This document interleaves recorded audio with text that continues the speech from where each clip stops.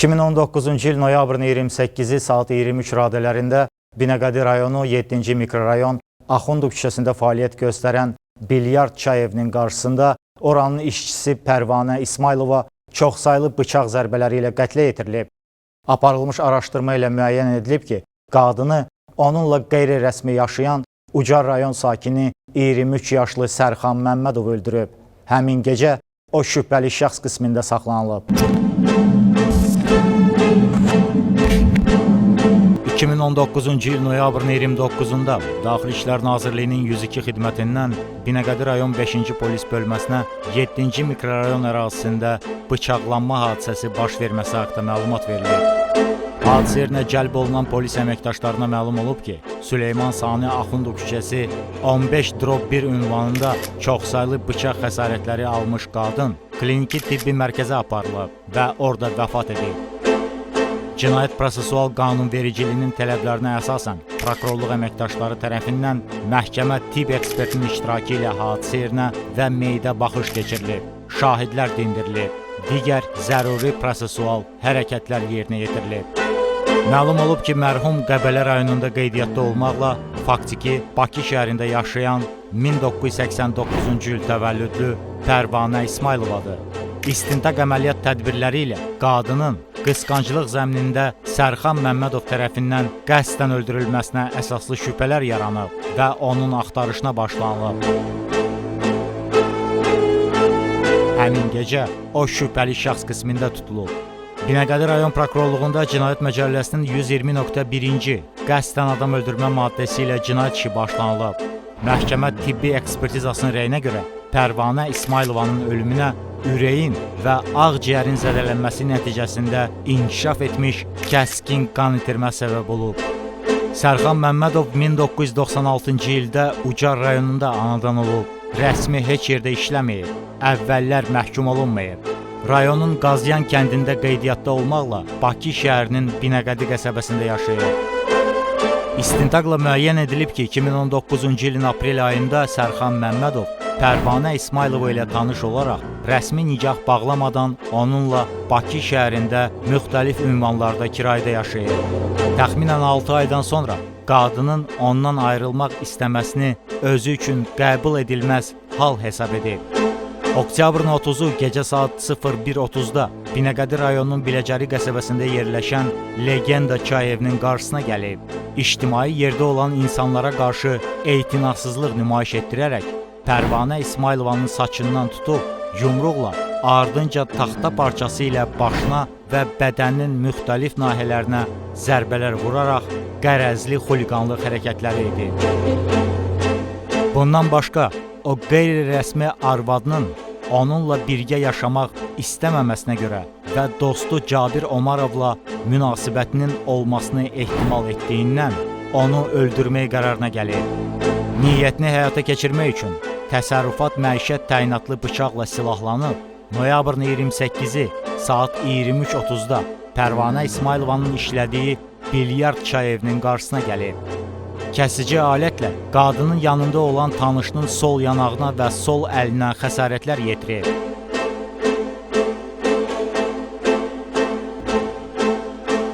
Ardınca Pərvanə İsmailovanın qarnına və döş qəfəsinə zərbələr endirərək zərər çəkmişi xuliqanlıq niyyəti ilə qəsdən həyatdan məhrum edib. Bakının Nizami rayonunda naməlum şəxslər sifarişlə 73 yaşlı qadını boğaraq qətlə yetirdilər. Sonra isə mənzili qarət edib, meyidlə birlikdə yandırdılar. Leyla ilə görüşdük təzədən, evi göstərdi bizə.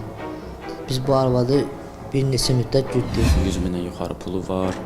Yəni Leylanın dediyinə görə, yəni arvadı öldürmək lazımdır, öldürəndən sonra yandırmaq lazımdır ki, iz şeyləməsin. Quldurluqla əlaqədar qəsdən adam öldürmə və digər ağır maddələrlə təqsirli bilinən Həmidə Nəsibova, Ziya Dadaşov və qeyrilərinin cinayət işi. Evlərini göstərdik ki, burada qalır, balkondan girmək olar. Arvad durdu üstümə yanında, arvadı itələdim, yıxıldı. Soruşdum, dedim, arvada görə yəni narahat olma da, sən bir dənə ev axtar. Növbəti həftə, kriminalda.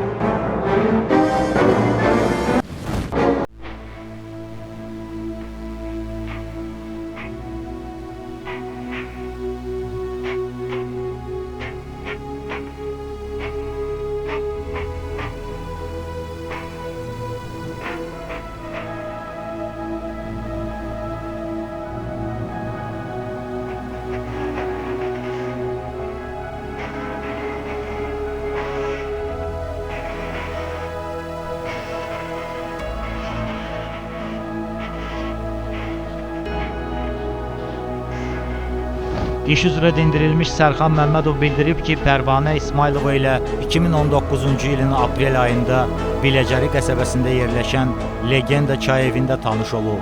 Aralarında yaxın münasibət yaranıb. Bir müddət qadının Rəsulzadə qəsəbəsində kirayə qaldığı evdə yaşayıblar. Amma təxminən 2 aydan sonra mübahisələri yarandığından ayrılıblar.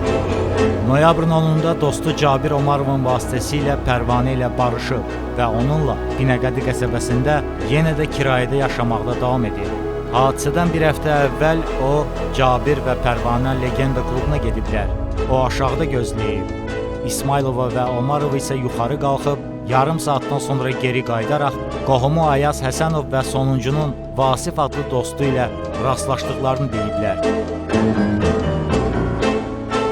Vasif Pərvanənin rahatlıqla kluba gələ biləcəyini və heç kimin onu narahat etməyəcəyini bildirir. Ayın 27-si gecə yarısı qadın bilyard çay evinə getməsi haqqında mesaj yazanda onun hərəkətinə hirslənib. Təxminən 20 dəqiqədən sonra Vasif zəng edib, ona narazılığını bildirərək bu işlərə qarışmamasını xahiş edib.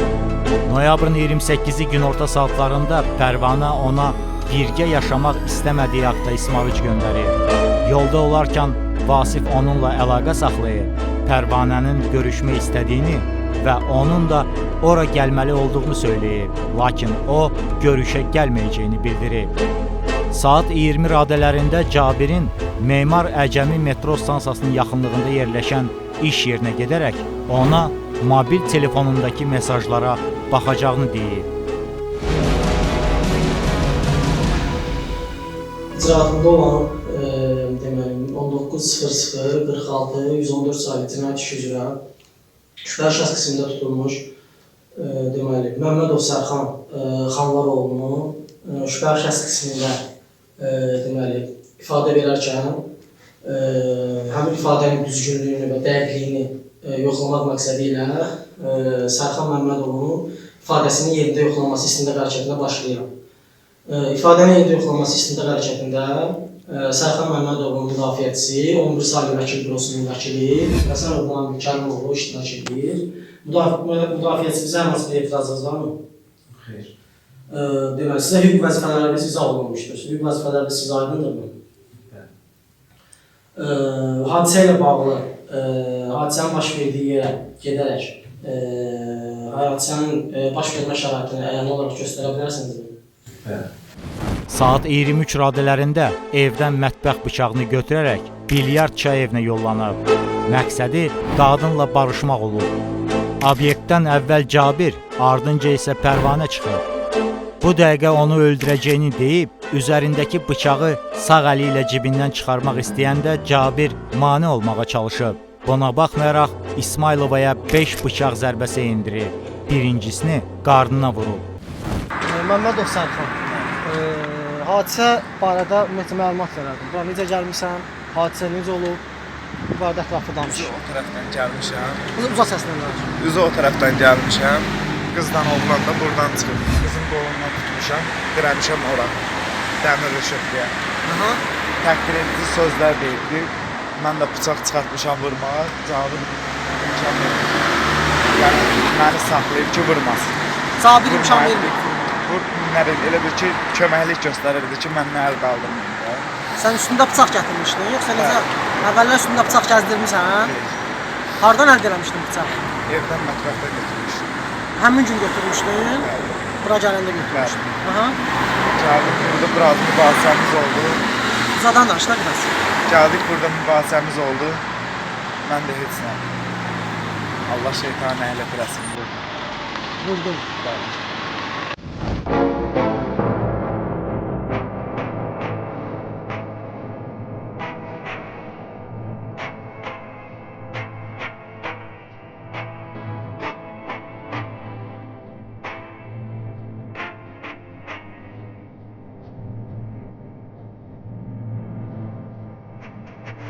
Konkret nə qədər vurmadın, neçə dəfə xəsarət yetirmişsən, nə qədər xəsarət var? Bir dənə xəsarət yetirdim ona, o birisilə yadımda. Yadında deyil. Özündə olmamışsan, yoxsa necə? Özümdə olmamışsa deyəndə kurşun yetmişdi. Sən onu vuranda bıçaqla zərbə endirmişsən də, düzdür? Hansı əlində idi bıçaq? Sağ ol. Sağ əlində. Bıçaq vuranda yanında duran oğlan Cabir, Cabir. Sənə qarşı nəsə müqavimət göstərirdi, kim bilməsin. Bəli. Yəni biz tərəfə dəstək. Həmin vaxtda sən mane olurdu da vurmaqla. Bəli. O sən mane olurdu, sən niyə vururdun, o davam edirdin vurmağa?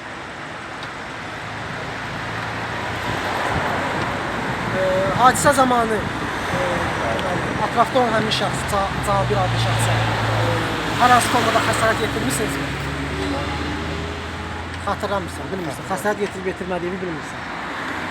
Bəs demək, İsmailova Pərvanəyə xəsarət yetirməkdə məqsədin nə olmuşdu?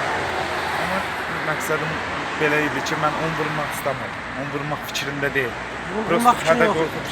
Hədə qorxu gəlmək istədim. Ondakı təhqir edici sözlər dedi. Ona görə Hadisədən sonra Azadlıq metro stansiyası istiqamətində qaçıb, bıçağı zibil yeşiyinə tullayıb.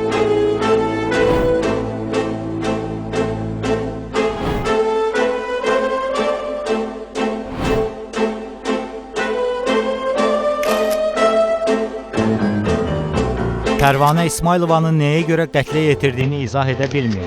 Onu heç vaxt heç kimə qısqanmayın.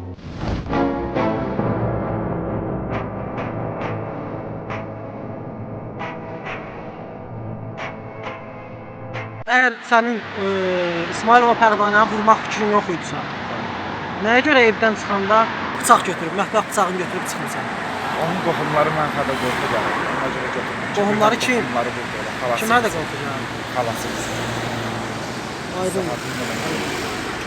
Hadisə zamanı üzərinizdə hansı paltara vurmuşdu? Boz rəngli balon olmuşdu. Qara rəngli göyçü şalvar. Vəkil Namik müəllim, hər hansı bir sualınız varmı? Sərxan Məmmədov əlavə edib ki, bundan əvvəl Pərvanə ilə Legenda çay evində mübahisəsi olub. Həmin vaxt onun yanında tanımadığı şəxsi görüb, qızın saçından tutub, lakin ona xəsarət yetirməyib.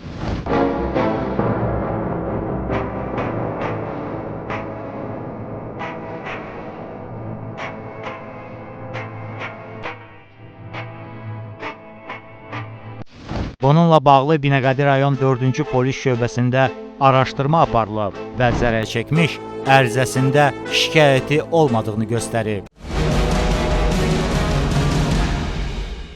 Zərər çəkmiş Cabir Omarov ifadəsində göstərib ki, noyabrın 28-i saat 19 radələrində Pərvanə ona mesaj yazsa da, o maşın yuduğundan ismarıca baxa bilməyib. Bundan 10 dəqiqə sonra Sərxan işlədiyi yerə gələrək Pərvanənin göndərdiyi mesaja baxmalı olduğunu deyib. O Sərxanın qısqandığını düşünüb və aralarında heç bir şey olmadığını göstərmək üçün telefonunu götürməyə icazə verib. Əvvəllər də bir neçə dəfə Sərxan özü ona Pərvanədən uzaq olmasını xahiş edib. Saat 22 radələrində Məmmədovun bilyard klubda olacağını zənn edib, telefonunu götürmək üçün ora yollanıb. O çay sifariş verib çölə çıxıb. Ofisantın mobil telefonu ilə 3-4 dəfə öz nömrəsini yığdıqdan sonra Sərxan cavab verərək Azadlıq prospektində olduğunu və ora gələcəyini deyib. Çay evinin qarşısında Sərxandan bıçağı almaq istəyəndə sol əli kəsilib.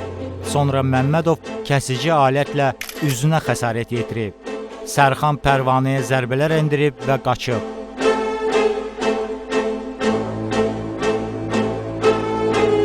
Yoldan keçən Vaz 2107 markalı avtomobili saxlayaraq 3 nəfərin köməkliyi ilə xəsarət alan qadını xəstəxanaya yola salıb. Özü aldığı xəsarətə və qorxduğuna görə yaşadığı evə gedib. Zərər çəkmişin sözlərinə görə hadisə günü çox rahatlıqla telefonunu Sərxana verib, çünki Pərvanə ilə yalnız dost kimi danışıb. Hadisədən əvvəl Sərxanın onu qadına qısqandığını hiss etməyib. O Pərvanənin adını telefonunda sevgi ya da sevgim adı ilə qeyd etməyib. Zərər çəkmiş şəxsin hüquqi varisi Sədaqət İsmailova ifadəsində göstərib ki, təxminən 12 il əvvəl qızı Pərvanə Qəbələ rayon sakini Cunar Abdullayeva qoşulub qaçdığına görə ondan küsüb, amma bir müddətdən sonra övladı ilə barışıb və onların toyunu edib. Həmin nikahdan 2 övladı dünyaya gəlib. 5-6 il əvvəl qızı boşanıb. Uşaqlar əvvəl Pərvanə ilə Bakıda yaşayıblar, lakin sonradan atalarının yanına rayona köçüblər. Keçmiş ərinin yanına qayıdıb, ailəsi ilə birgə yaşamasını söyləsə də, qızı ona qulaq asmayıb. Axırıncı dəfə Pərvanəni təxminən 2 il əvvəl görüb. 2019-cu il dekabrın 1-də qudası Mətanət Abdullayeva zəng edərək qızının öldürüldüyünü bildirib. Bundan sonra oğlu patoloji anatomiya şöbəsinə gedərək meyitini təhvil alıb və onu dəfn ediblər. İfadə vermək üçün prokurorluğa dəvət olunanda bilib ki, qızını Sərxan Məmmədov qətlə yetirib. Şahid Vasif Mustafazadə bildirib ki, Sərxan Məmmədovu və Pərvanə İsmailovanı Cabir Omarovun vasitəsilə tanıyıb. Cabir bir müddət əvvəl Sərxanın Pərvanəni döydüyünü və qadının bununla əlaqədar polis şöbəsinə müraciət etdiyini bildirib. Bundan sonra Pərvanəni bir neçə dəfə Legenda çay evində görüb. Qadın obyektə əsasən Cabirlə gəlib. Sərxana isə oranın sahibi içəri daxil olmağa icazə verməyib. Onlar pivə içib qəlyan çəkiblər. Bir neçə dəfə Pərvanə onun istifadəsindəki nömrənin WhatsApp proqramına ismarıc yazaraq hal-əhval tutub. Onunla yalnız dost kimi danışıb. Noyabrın 28-i saat 15 radələrində Sərxanla parkda görüşüb. Bu zaman dostu Ayaz da yanında olub.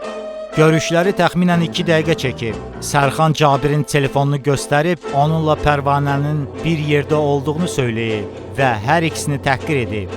Ayın 29-u gecə saat 1 radələrində Ayazla çay evində olarkən Sərxanın Pərvanəni bıçaqladığını bilib. Şahid Samir Kərimov bildirib ki, yaşadığı mənzil 7-ci mikrorayon Süleyman Sani Axundov küçəsi 15/1 ünvanının 3-cü mərtəbəsində yerləşir.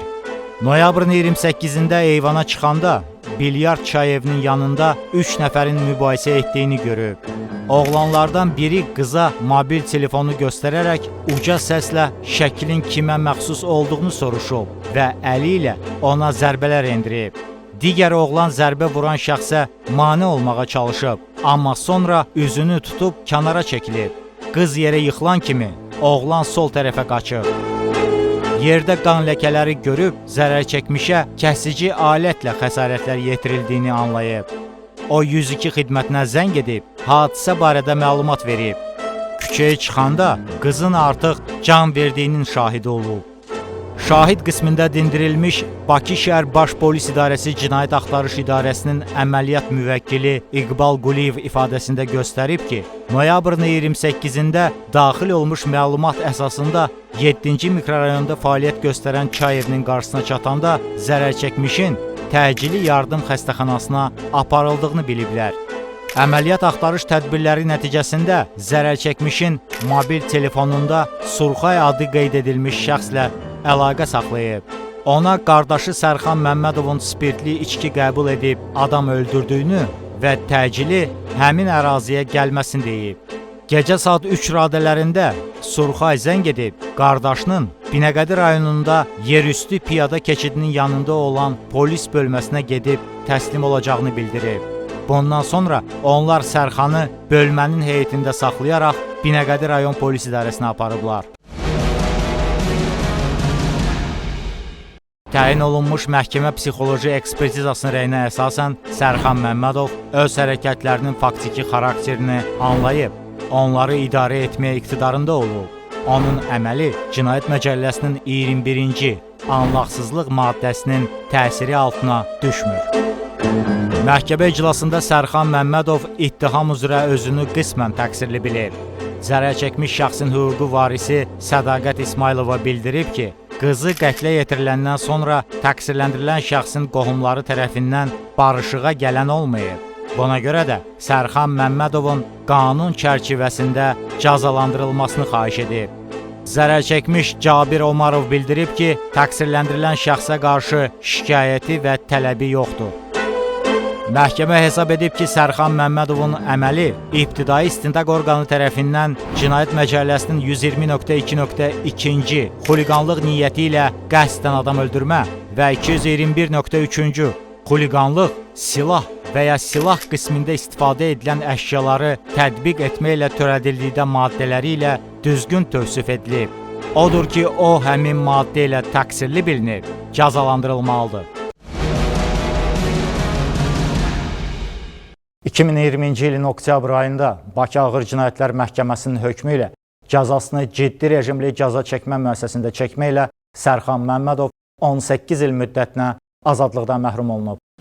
Bakının Nizami rayonunda naməlum şəxslər sifarişlə 73 yaşlı qadını boğaraq qətlə yetirdilər. Sonra isə mənzili qarət edib meyitlə birlikdə yandırdılar. Leyla ilə görüşdük təzədən evi göstərdi bizə. Biz bu arvadı bir neçə müddət güddük. 100 mindən yuxarı pulu var. Yəni Leylanın dediyinə görə, yəni ev arvadı öldürmək lazımdır, öldürəndən sonra yandırmaq lazımdır ki, iz şeyləməsin. Quldurluqla əlaqədar qəsdən adam öldürmə və digər ağır maddələrlə təqsirli bilinən Həmidə Nəsibova, Ziya Dadaşov və qeyrilərinin cinayət işi.